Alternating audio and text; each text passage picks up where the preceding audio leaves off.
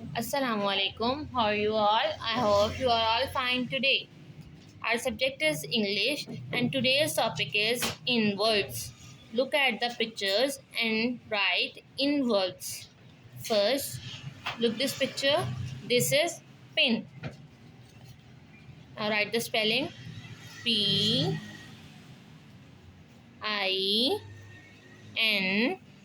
pin. Next, bin. B-I-N,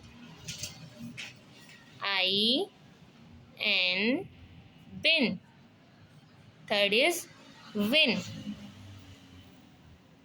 W-I-N, win. Fourth picture is tin. T-I-N, tin. Fifth is fin. F-I-N, fin. Sixth is chin. C-H-I-N,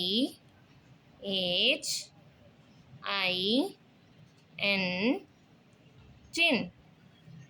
Pin, bin, win, tin, fin, chin. That's all for today. Thanks for listening. Allah Hafiz.